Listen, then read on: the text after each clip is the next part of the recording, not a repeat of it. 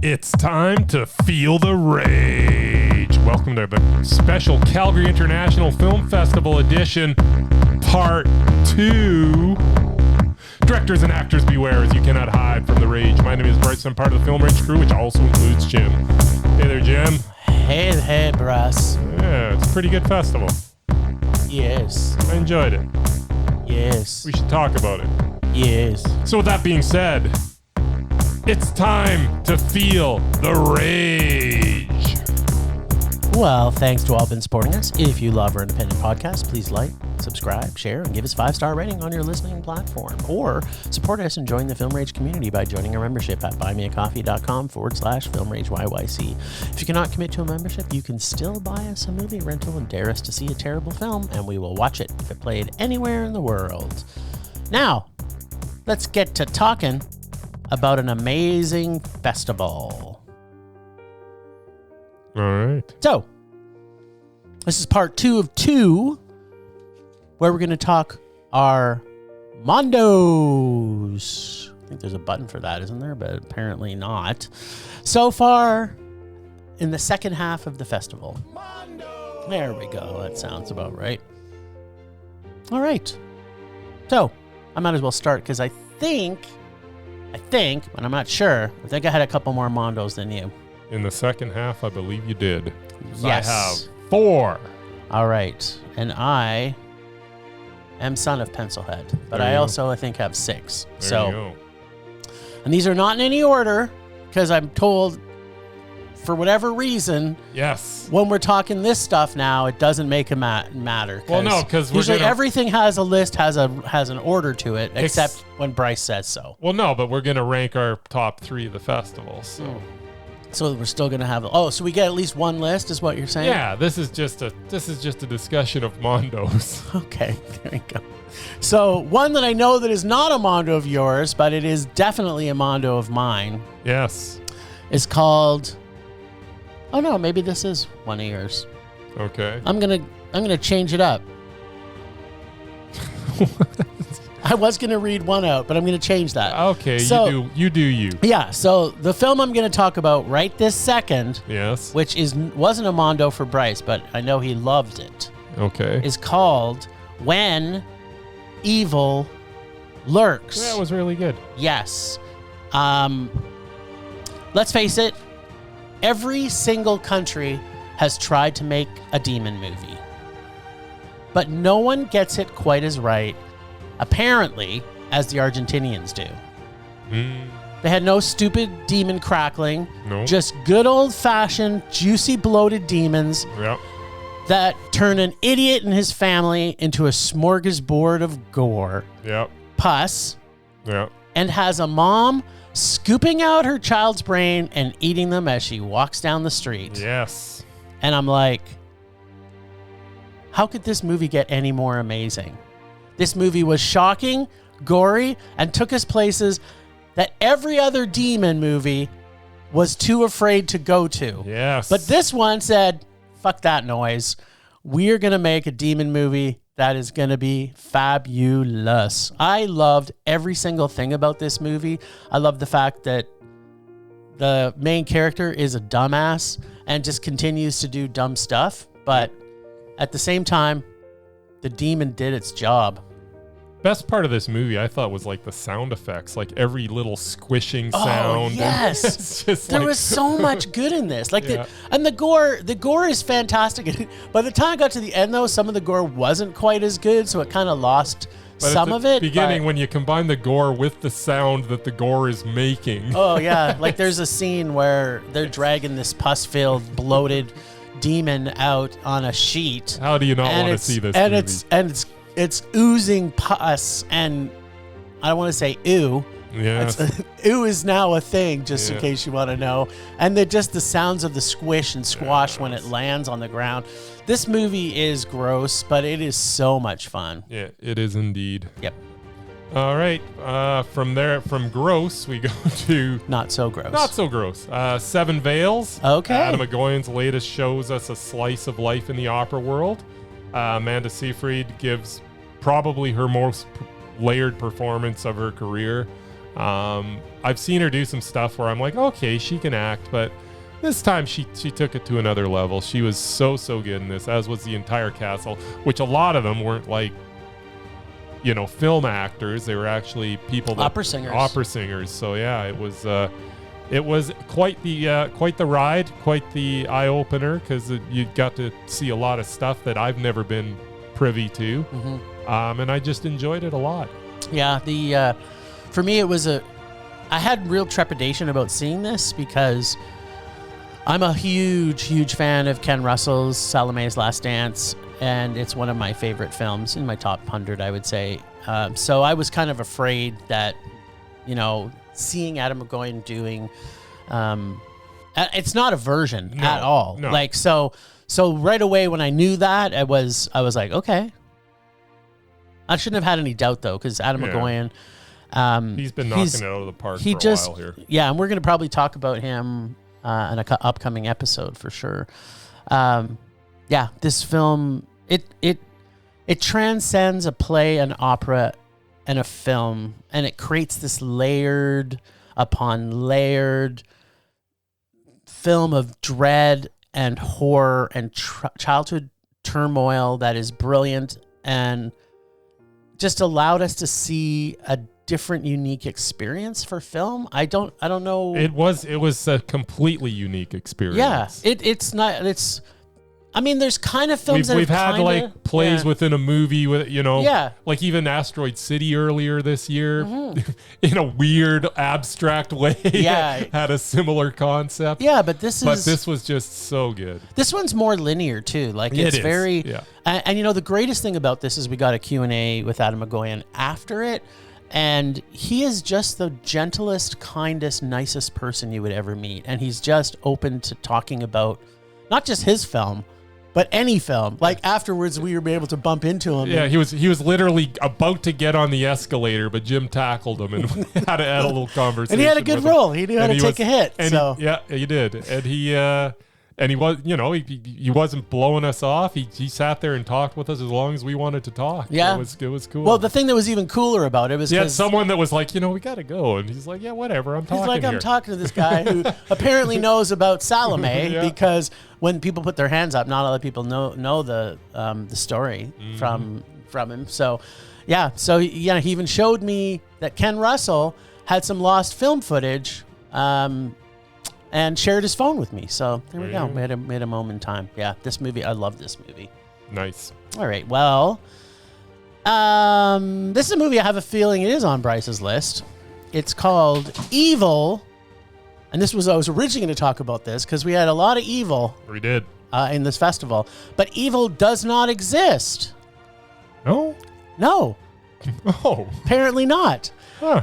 Visuals in this will captivate you from the opening and bookend shot of the forest. And between this is a slow, quiet, unassuming community living with nature and respecting all that the earth provides. And then glamping happens, or at least what glamping represents. Capitalizing douchebags. This film will have you processing every shot and emotion you feel years after seeing it. I'm absolutely convinced of that. Like, this is a movie I will watch again and again. But in the meantime, it has a perfect ending to a film that you will not know what is going to happen right up until the very last breath of this film. See what I did there? Yes. Yeah, this film was so good.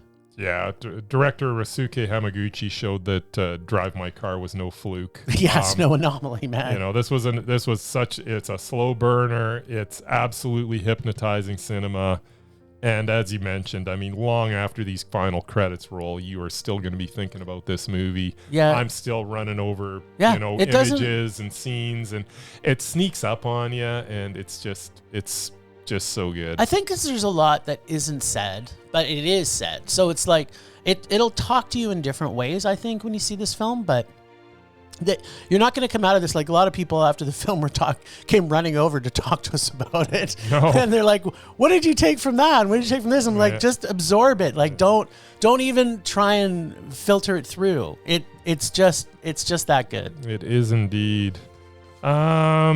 Well, I'm gonna touch upon one real quick that I'm pretty sure you don't have on your list. But What? Blaga's Lessons. That's right. It's not on my It's list. not. It's a gem of a movie, though. This Bulgarian-Germany co-production shows us how circumstance can turn a good person into a criminal. And when I was watching it initially, it's one of those deals where a lot of people are like, how could that ever happen to someone? Well, this kind of shows how that could happen to someone, especially when you're in a time of grief and you're not thinking quite straight. Stuff happens, and the way she handles it is probably not the way she should have handled it. But you know, it is what it is. Yeah, and don't get me wrong. It has a devastating ending. Absolutely devastating. Honestly, I thought it was a happy ending myself. Oh, did you? Yeah, I was absolutely happy. Okay. But you know what? I did really like this film, so don't get me wrong. I'm not saying I didn't like this film. I really liked it. She was tremendous. She was tremendous. Like, I want to go back and see her entire catalog because she's brilliant, the lead in this. But yeah, I didn't love it as much as you. I found some of the pacing was a little off for me, and I always a little bit for me. I got to admit, any movie where they're casting someone that's like over 65 in it, it already moves up 5 points. It's hard not to support that. Well, I'm not. I'm supporting it. People should see this I'm movie. Just saying. But at the same time, when they give this type of performance, and just like your lady last week with a woman on the roof or whatever. Oh, you mean a couple of years ago? Yeah, a couple of years ago. Whatever. Last week, a couple of years ago. Same difference. Last year, I said. At any rate, it's like some of these senior actors have so much to give, and if they're in the right script, I mean, she was just awesome in it. But yeah, in fact, we're not going to talk about the film, and I won't even mention the film in our Mondos here. But there was a elderly actor that we're going to talk about on our list in a couple months or a couple episodes. So get ready for that. Just bringing her back and watching her in a film that we've seen recently. Maybe Bryce knows what I'm talking about. Yeah, it was a good film. I think people should see Blaga's Lessons. And I think, didn't you tell me it's Bulgaria's put forward for the Academy or something? Yeah, I believe it is. Yeah, Blaga's Lessons is Bulgaria's submission to the Oscars. So nice. Yep. All right, one that I know I liked a little bit more than you was Immediate Family. So imagine I loved it. Yeah, I know. You just didn't love it as much as me. That's true. So imagine finally getting to meet the session musicians from every album that's ever been made since 1970. Well, through 1990. But they are funny, amazing people who are humble and just a great, great time to be around. Yeah. For almost 2 hours. Okay, so maybe they didn't make all of the music in session musician but they pretty much worked with every single artist. It's what I liked about this film. They picked up where the Wrecking Crew left off. Yeah, exactly. And actually isn't that the name of their No, the Immediate Family is their name of their band. That's right. Yeah. So it's funny that these are kind of artists that I didn't really think about. I mean, I have a lot of the albums they talked about. Mm-hmm. Yeah. It makes me want to go buy some of the albums that I don't have. Yes. I'm kind of like, why don't I own that Jackson Brown album? Yeah. Why, Well, yeah, for me, it was more about James Taylor and Carole King. James Taylor, Carole King, and you know what? Almost made me like Don Henley's music. So that was kind of a surprise for me. Yeah, it didn't go that far for me. Don Henley still sucks. Everything he did that's not the Eagles sucks. Yeah, and a lot of what he did with the Eagles also sucked. Yeah, I'm not an Eagles fan. Sorry, I love some Eagles stuff. No, but don't know if I know what Eagles song as a whole catalog, it's not as good as people make it out to be. Yeah, well, there's another argument we can get in with people. But I had a smile on my face this whole film. I think that, like, for me, that was the measurement stick. Like, there's some issues, I think, with the film. It does get a bit draggy at the end. But because I had a smile on my face the entire film from the characters that they are, I loved this film. I thought it was amazing. One more thing about the Eagles. I think Dennis Leary said it best. Okay, what did he say? I got 2 words for you when it comes to the Eagles. I can't say the middle word because it's a swear. I'll fill it in. Joe fucking Walsh. There you go. Yeah, he was the only good thing in the Eagles. Yeah. And his solo career was great. I love Joe Walsh. Yeah, I love Joe Walsh too. Anyways, I've gone on a tangent. That's exactly how I feel about the Eagles too. Yeah.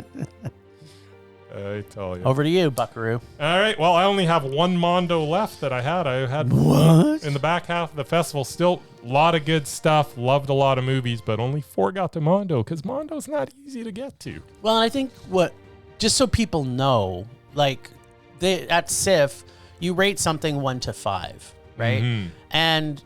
And as you may all know, if you listen to our podcast, that we don't always give out 5s very, very easily. No. So the fact that CIFF had as many 5s this year as it did is amazing. This was the most Mondos we both gave out at any festival. At any probably. festival, ever. So yeah, it was kudos to them. And there wasn't very many that we're not going to talk about that made us rage. Like there's a few that made us rage, but when you think about the number that made us rage compared to how many Mondos we gave out, there was way more Mondos. Well, a ton more Mondos. And when you compare it to all the movies that we went to, they were either good, great, or amazing. Yep. Over 90% of them. Yep. So. And really that's, to have that is a huge accomplishment. So congratulations, CIFF, for this festival for sure. Probably my favorite movie of the second half of the festival.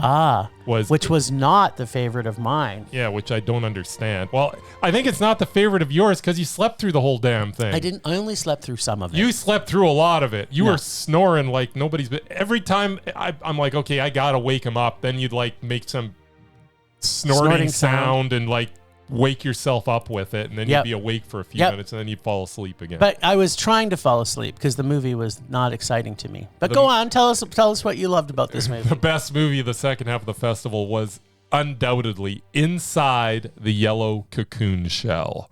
It is a road trip movie of sorts with from Vietnam. Yeah. As a young man has tremendous responsibility thrust upon him through tragic circumstances. His journey as he tries to find his older brother lets him reflect on his past and what is truly important in his life. I've never had a 3-hour movie go by so quickly. This movie was like, I thought this was 3 hours long. And it was like, I looked at my little watch timekeeping device. Yep. The one that kept waking me up from my nap. And it was 3 hours long, and I couldn't believe it because it just flew by. It was just such a beautiful, beautiful film. The 2 hours and 30 minutes I watched of this felt like 4 hours or 5 hours. I think it was actually ultimately 30 minutes. Ultimately, I watched a lot of it. I remember you were snoring a lot, man. The greatest scene in this was the chicken fight for sure. No, it wasn't. That was probably the worst scene in this. For me, it was the best. But you know what? The thing about this is a movie that was made for Bryce. Like, this is one of those movies that we don't see eye to eye on. I can tell you one thing. The sound in this was the best sound that's probably ever been made in a film. Like, how they were able to capture the level and quality of the sound through this film. The environment they were in. Yeah, and the environment that they're in was truly, truly brilliant. And it is a piece of cinematic mastery. Don't get me wrong. It's just not, it wasn't for me. So I'm glad they played it.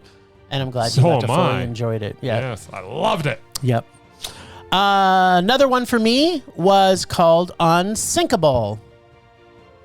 I was promised. The synchronized swimming dog. That's right. I was promised elderly ladies doing synchro, but I got not only elderly ladies, but also elderly men swimming. You did. Which made this doubly exciting once it started rolling out. I knew nothing. The only thing I knew about synchronized swimming before I watched this was that the Canadians have won some gold medals in synchronized swimming. But it doesn't mean I knew anything about it. I still know pretty much nothing, but I did learn about how much fun a bunch of experienced people doing something they love can inspire, entertain, and make me smile for an entire documentary. I love this, and I'm not going to lie, I'm in love with Ellen and Sue. I think these two people, one of them is from Canada, so maybe there's a hope. If Viola Davis doesn't take me when my wife passes on, I can find Ellen, and they and I will become married. I'm in love with her. Or Sue. I'm okay with either one. Yeah, I freaking love this movie. All right. Who thought watching synchronized swimming for 2 hours wasn't going to be any more brilliant? But I love this. It was a lot of fun. There was so enjoyed much it. good in this. And that one lady, she was like 92 years old, and she's competing. She was like, cool. It's really, really, it's really heartwarming. Like, there's just a lot of these people. They say in the film that synchronized swimming saved their lives. Like, for someone to say that is, it's really touching. Yeah, I highly recommend people see this. All right. And Bryce is not feeling. It was good. I gave it a 4. There you go. But you still don't think people should see it? As people should see it. There you go. That's awesome. Why wouldn't they see something that I gave a 4? Okay. They should probably see it if we gave it a 3. So there you go. There you go. Yeah. I recommend it. There you go. It wasn't Mondo. All right. It was Mondo for me because I had a smile. Again, this is how I'm measuring documentaries that are heartwarming. If I had a smile for the entire movie, then my cheeks hurt by the end, it's a Mondo. I had a smile for certain sections of the movie, and there were some people that kind of like, I wasn't in love with them like you were. One of the ones you actually mentioned, I wasn't in love with. Oh, Sue? She's awesome. Which is Sue. Sue's the one who's kind of like the leader of it. Yeah. That was a professional. And she was the focus, and she didn't enthrall me like I loved her. I thought she was amazing. It's not my film, so I shouldn't say anything, but I would have focused on other things. It would have been 100% Ellen. It would have been 100% Ellen better was good, and that whole troop from the East Coast was awesome. Oh, from New York. New York, yeah, I believe.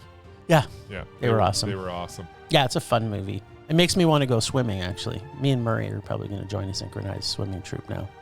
Good luck to you. Yeah, thanks. You can come and watch us. I don't think I will. My last Mondo was Werner Herzog, Radical Dreamer. Loved it. If you go to this film thinking you will know more about Werner than you already know, think again. This is not a typical doc that follows a cultural icon.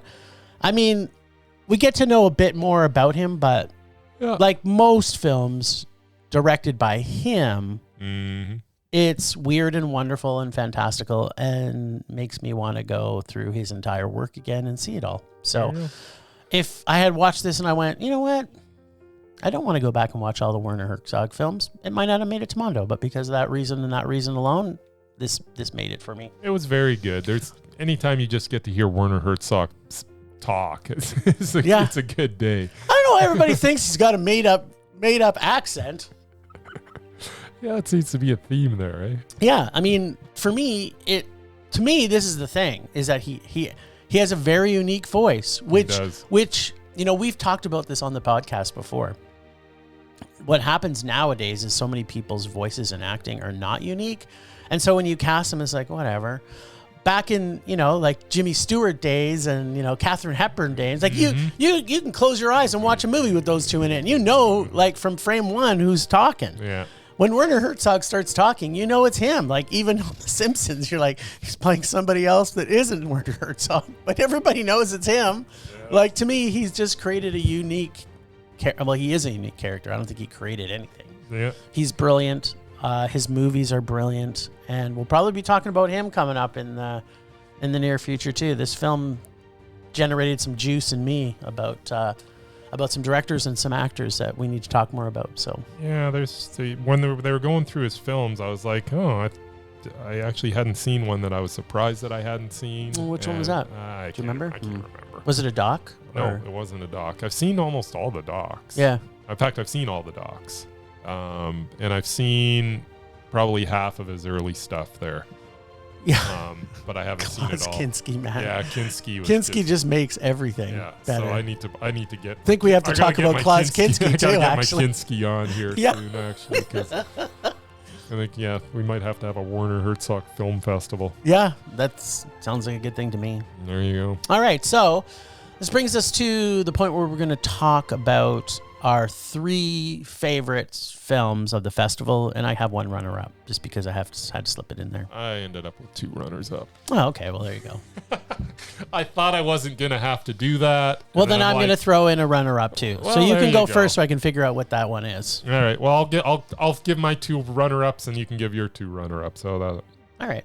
Sounds good. Anyways, my honorable mentions or runner-ups or whatever you want to call them, because it's not a top 5 list, top 3, but I've made it a top 5 by having honorable mentions. Of course you have. The Teacher's Lounge. Just love this movie. We saw it pretty early on, and it still stays with me. And the one I just talked about, or we just talked about, Evil Does Not Exist. Hamaguchi is a master, and the fact that he didn't make my top 3 just shows you how good a festival this was this year. Mm-hmm. Yeah, for sure. So Teacher's Lounge also was one of my runner-ups. Yeah. This film, I can't put across to everybody that's listening how intense this film is, and how something that seemed, I don't know, maybe not minor so much, but got blown so out of proportion by the fact that everybody did the wrong thing. Yeah, and it's like so many cases in life, if you just would talk to each other at the start, you might not go to this point. Yeah, and talk in a way that maybe made more sense, right? So, with everything that's now politically correct in the world about, people's privacy and things like this, it's like, I'm sorry, people are stealing. If I want to film somebody stealing out of my purse, I shouldn't be criticized for it.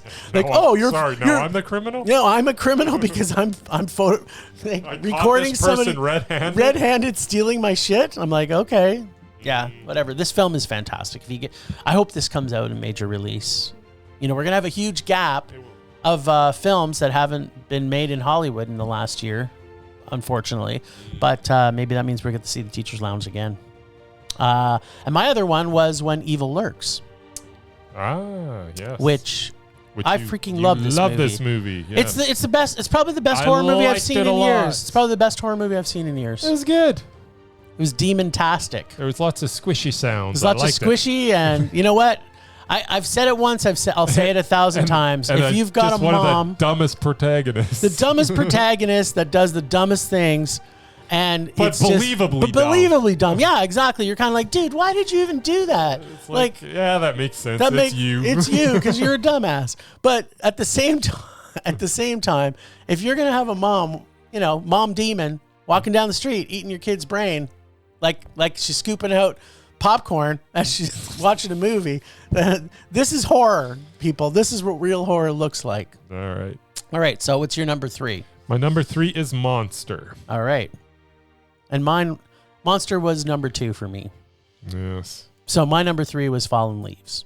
Fallen Leaves. Yeah, that was like the first thing we saw. Yeah, it was the very first movie we saw. Yeah, and it was so good. It's so good. And I think mostly, I don't, me, I'm not a big fan of comedies, but when they're this good, and I'm also, to me, this was, I think I said it before, this one was like the Amelie of German or Finnish cinema. I came out of that screening, it was the first thing we saw, and I was like, I can't imagine the festival living up to this film, and then boom, it's not even on my top 5. Yep, no, so that's my number 3. And I loved it. I mean, I really loved this film. All right. So my number, we're kind of doing number this 2. Weird now, but number 2, Inside the Yellow Cocoon Shell. I just talked about it. It's just an amazing movie from Vietnam. It just washes over you, and 3 hours goes by like nothing. Should have gone by for like nothing for you too, because you slept through the whole thing. When I would wake up, it still seemed to last too long. Yeah, it's so good. If you get a chance to check it out. It's so good. Although I don't know that it'll have the same effect not in a cinema. You had to watch this in cinema with a really good sound to fully enjoy it, and don't watch it if you're tired. That's what I would say. I was tired going into it, and I perked right up. So I don't know what you're talking about. Well, that's because this is a movie that was made 100% for you. The director of this film said, you know what I haven't made this year is a movie that is just for Bryce. And then he did. And that's why I'm not going to say that it wasn't made for me, but I think it was made for other people. No, mostly you. Okay, so my number 1, no surprise, is 20,000 Species of Bees. Yes. This film affected me in ways that I never thought I could be affected again after I was affected in a similar way in the movie Flea a few years ago. So yeah, this movie, I still think anybody that is questioning or doesn't understand trans rights should watch this film. Absolutely. And the people on the one side that are like stupid and idiotic and judgmental, if they watch this, maybe they'll change their perspective. It's not out of the realm of possibilities. And my number one is the latest from Wim Wenders, Perfect Days. Jim didn't get a chance to see this. No, I did not. And I'm sad. I will get to see it. But it is just an amazing, amazing film. Just shows just a little slice of life of your average Joe in Japan cleaning toilets. And man, it sounds like, how is this good? No, this isn't good. This is amazing. This film, I will watch this over and over again throughout my lifetime. I love this. This isn't one of those ones where, oh, that was really good, but I'm never going to watch it again. No, that was really good, and I want to experience this film as often as I can. At some point, I will probably own it. I will have some sort of hard copy of it so that I've always got it. We're going to bury you with it. I love Perfect Days. The soundtrack, the mood, just everything. It's so funny. It's so heartbreaking. It's so good. Nice.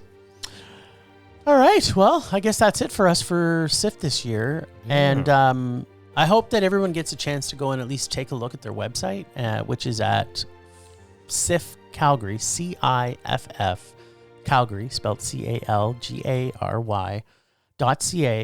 and see the films that... Yeah, check out what they played. Yep. And you know what? If it comes to your, somehow gets to you, or the festivals... opens up near you that has some of these films. I mean, we've given you some suggestions, and I think you should partake. You missed out on CIFF this year, but you know what? Maybe in future years, you'll make it out here. You'll say hi. Yeah. We'll be around. Yeah, we're going to be there the whole time. Some of us will be sleeping in cinemas, sometimes some of us not. There you go. We're old. Bryce slept through the first half. I slept a couple times in the second half, so... It just shows our age. When you watch 40 films, it's not easy. If the film was truly good, my eyes I perked up right away. Hence, inside the yellow cocoon. Yeah. And that's a great way for us to end. Well, super thanks to the Calgary International Film Festival for allowing us to work with them as part of the media team for the festival. Find us on social media everywhere at Film Rage YYC. Check out everything Film Rage at filmrageyyc.com, including our merch site for Redbubble and TeePublic. Or you can send us emails to filmragecalgary@gmail.com. Now, please go check out CIFF Calgary and their website, ciffcalgary.ca. Thanks, Ragers, for listening. We will be back with another sort of regular episode for Wednesday. Now, get out and see some films in cinema. And... as always, rage on. Rage on.